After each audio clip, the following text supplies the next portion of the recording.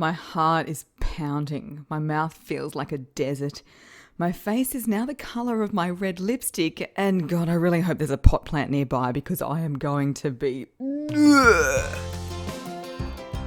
I'm Sally Prosser. You're listening to That Voice podcast. No matter who you are or what you do, your voice matters. And unless you've sworn a lifetime vow of silence, this is the podcast for you. Hello. I'm glad you've kept on after my disgusting intro.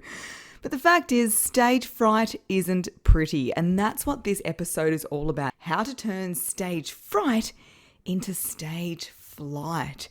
And I'm not talking about flight as in running away as fast as you can from the stage.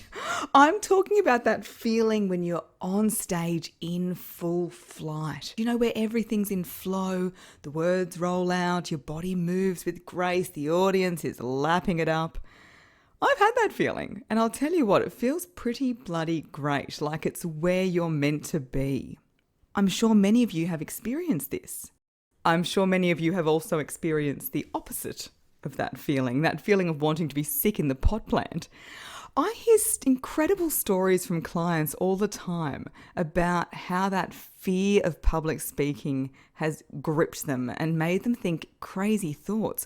I had one client who said while she was driving to the presentation, the conference centre, she hoped that she would have a car accident. Can you believe it? Like, she didn't want a bad one or anything, just a little prang. So it was enough to get out of the speaking gig, but not bad enough that she'd do herself any harm. I had somebody else tell me that when he got to the venue, the first thing he did was look around and see where he could set off the fire alarm. It sounds crazy, but that feeling of stage fright is very, very strong. As for me, I was thinking back on my life and I thought surely there's a time when I had really bad stage fright that I could tell everyone about on the podcast.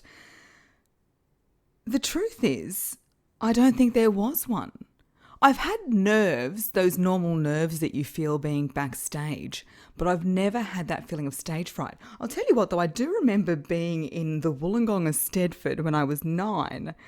The set poem is a poem everybody who enters does, so I do feel sorry for the adjudicator and the parents having to sit through that many renditions of the same thing.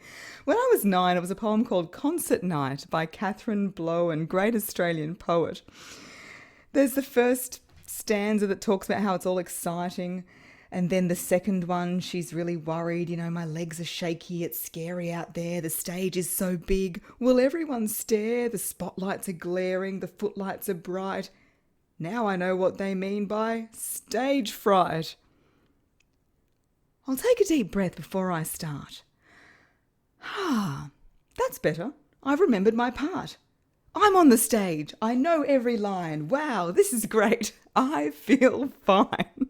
It's so funny. I still remember it word for word. Isn't that weird about some things that you learnt when you were a child? They just stay in your head.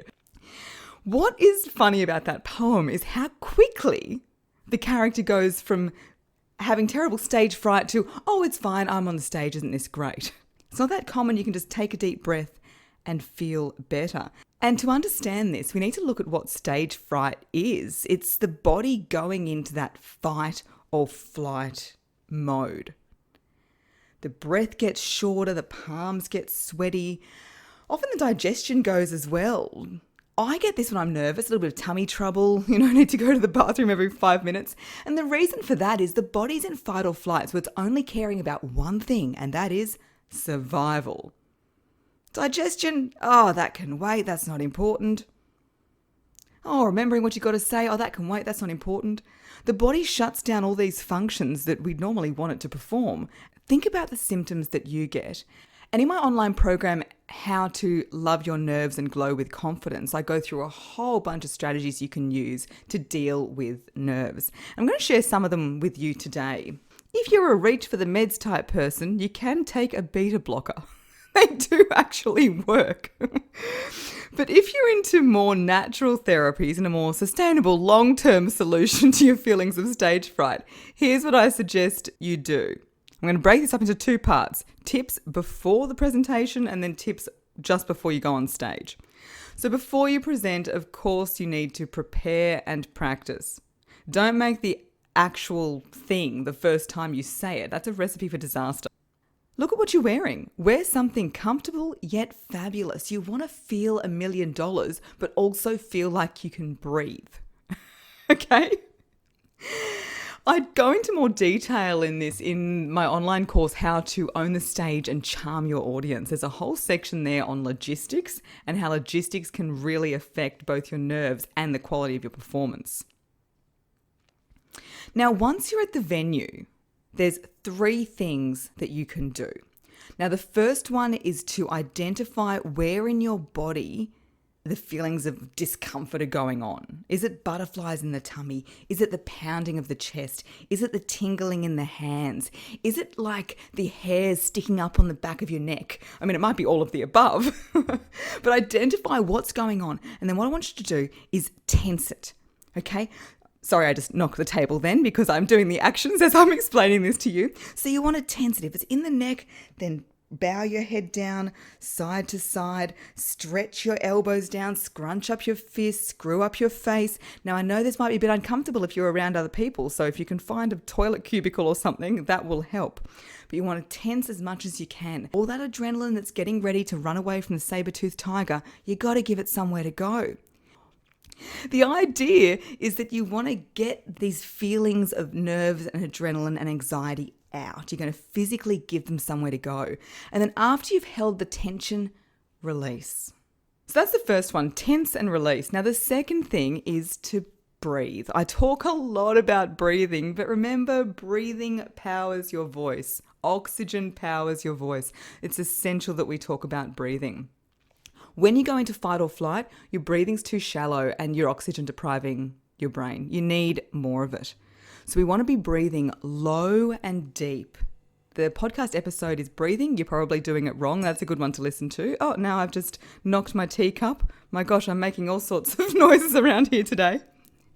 So breathing low and deep, remember thinking that your lungs are in your bottom. I know it's a bit gross, but you'll remember that visual. Just remember the air goes into your bottom. It doesn't go out of your bottom, okay?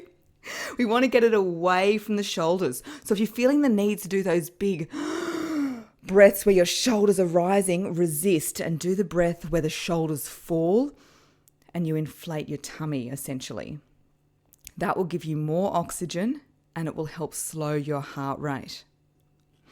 Okay, so that's number 2, breathe. So number 1, tense and relax. Number 2, breathe. Number 3, get over yourself.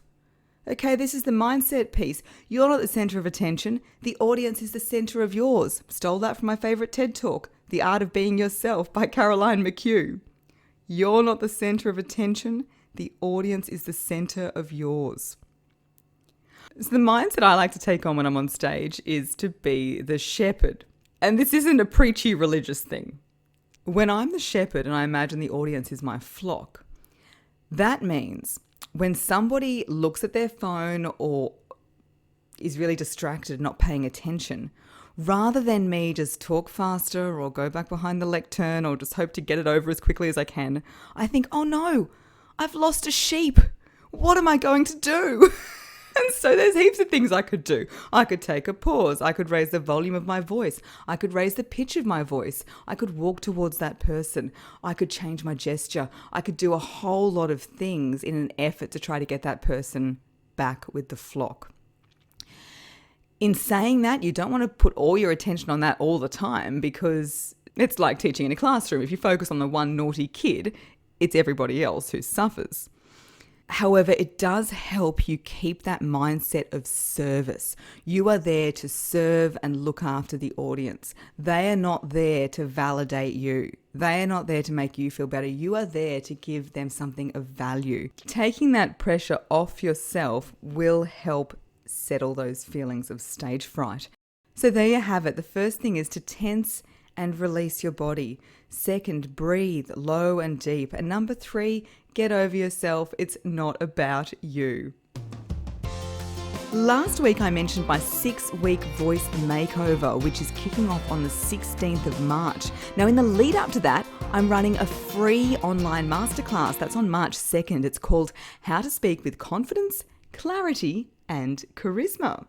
And I'll take you through the 6 fundamentals you need to make sure your voice sounds awesome in any scenario. To register, head to my website, www.sallyprosser.com.au. I'll also throw the link in the show notes, and you can find that at www.thatvoicepodcast.com. Thanks for listening to That Voice Podcast. To register for my free online masterclass, go to www.sallyprosser.com.au.